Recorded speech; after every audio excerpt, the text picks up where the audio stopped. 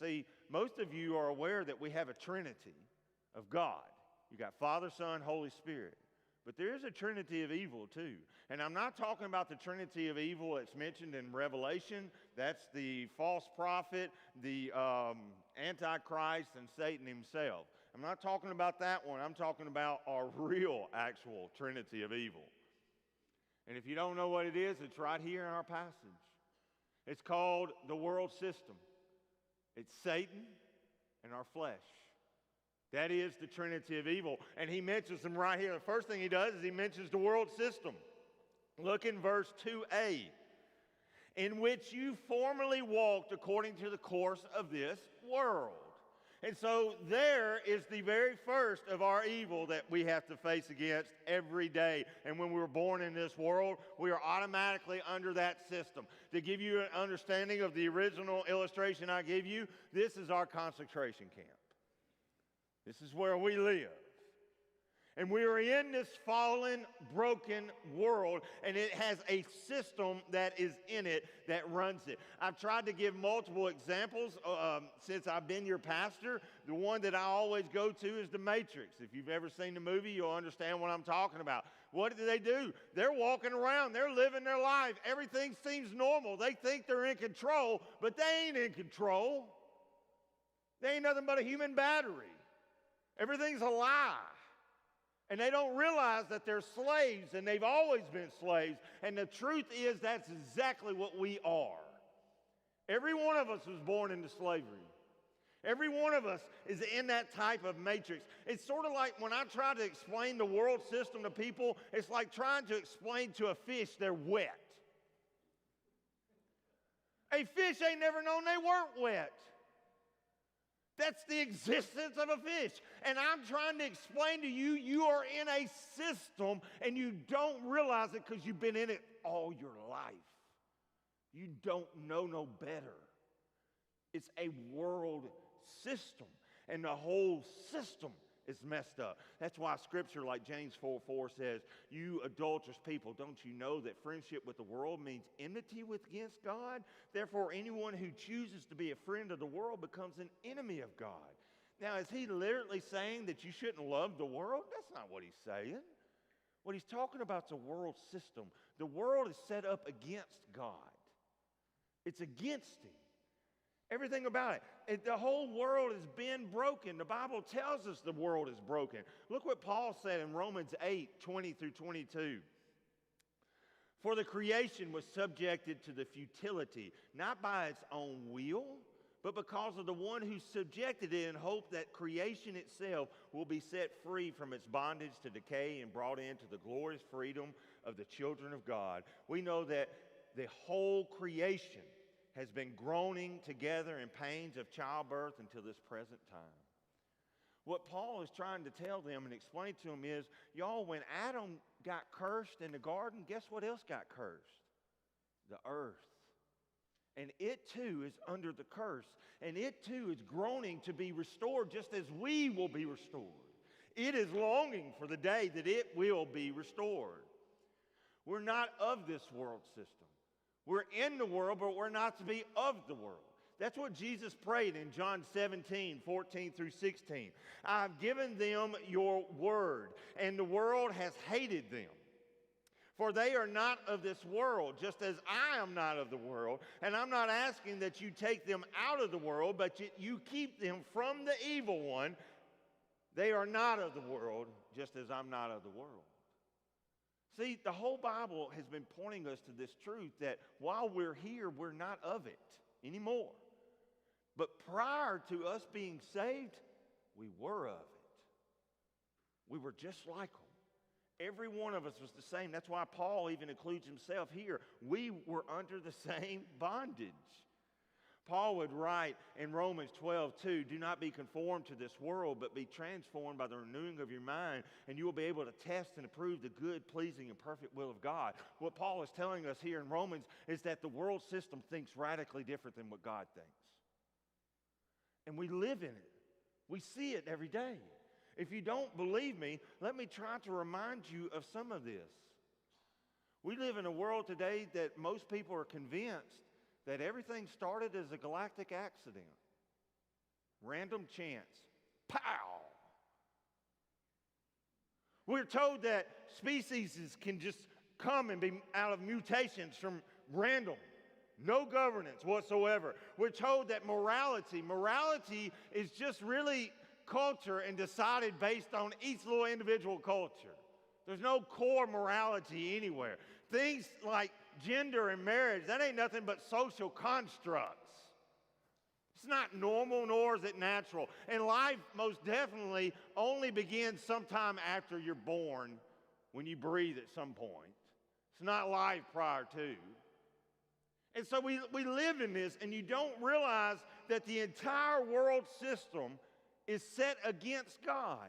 And the best illustration is that you're going to be in the ocean, and when you're in the ocean, you don't realize the current is moving you because you're moving with the current. And that's why Paul says you got to have your mind renewed. You don't realize that you have been set free. Just as when Keanu Reeves in The Matrix got removed, he had to learn all and unlearn all the lies and what really happened. We have to have our minds renewed as well, because the course of this world is constantly going in the opposite direction of where God is going. We have to understand that. So we are against the world system. Well, that leads us to the next question. If there's a world system and it's set against God, who's in control of the world system? Who's running this show, man? I need to know the captain. I need to understand. Well, what's the rest of the verse say? Verse 2b. And according to the prince of the power of the air. The world system is according to who? The prince and the power of the air. The spirit that is now working in the sons of disobedience. Now, when you read that phrase, sons of disobedience, please don't think of a bunch of witches or Wiccans or whatever out in the woods that have killed some puppy and doing some kind of seance. That is not what that means at all. The sons of disobedience, that's us. That's all of us. And the spirit that is running this show has many names. He's known as Lucifer. He's known as the morning star. He's known as the father of lies, the serpent of old, Satan, devil, a roaring lion. He's been called a lot of things, in particular the god of this world.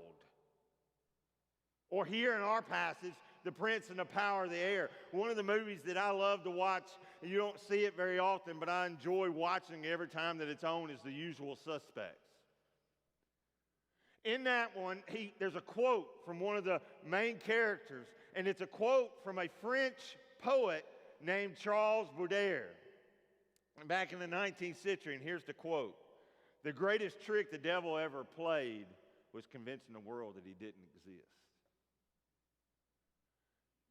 We live in a world today that wants to act like we do not have an adversary, but we do have an adversary. We do have one that is in control of the world system.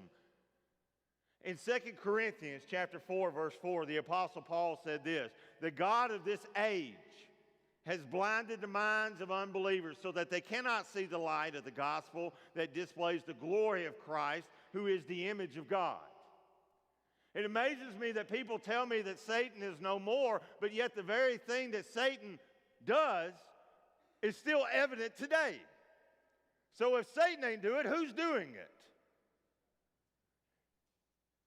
There is a world system still in practice today, and the one that runs that system is still in practice today. And he blocks us, he hinders us, he hinders the children of God at every corner. Now, I know what some of you are saying, wait a minute, last week we read where God chose us from the foundations of the world, and now you're telling us that we're all born into slavery?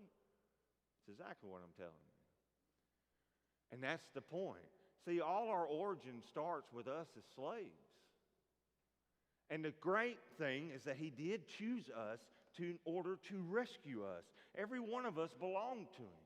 Not only that, you see this from Jesus. Jesus said in John 8:44, he's talking to the Pharisees here. You belong to your father, the devil, and you want to carry out his desires, aka the world system. He was a murderer from the beginning and refusing to uphold the truth because there is no truth in him. When he lies, he speaks his native language because he is a liar and he is the father of lies.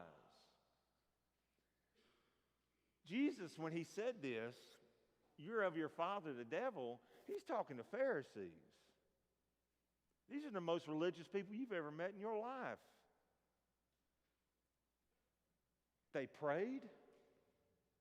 They tithed. They sang praises. They strived to live the most moralistic life that you could ever live. And yet they were of the devil. Even when Peter tried to rebuke Christ and says, no, you can't talk about you dying. You're the Christ.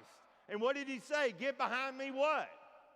Because he was following the course of this world. He's following the evil one, and all of us were under him and under his guise. That's the truth.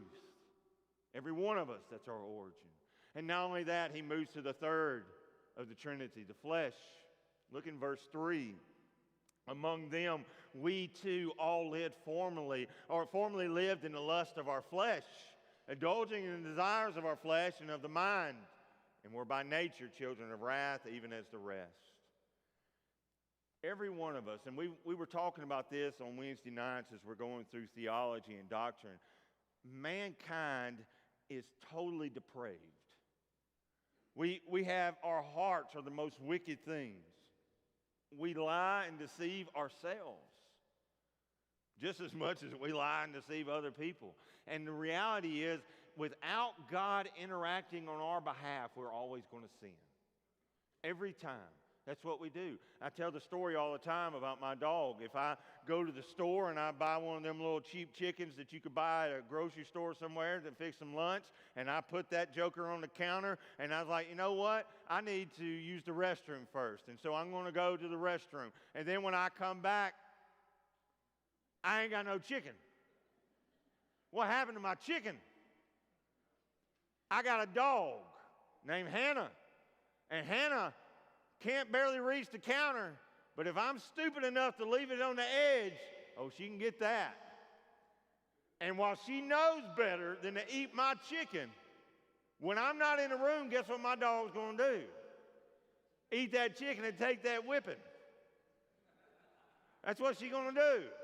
And understand that's what we do. Left to ourselves, we have a sin nature. We are in our origin. We are under control of this world system. It is a flow leading us away from God. That's why the first warning in Hebrews is do not drift.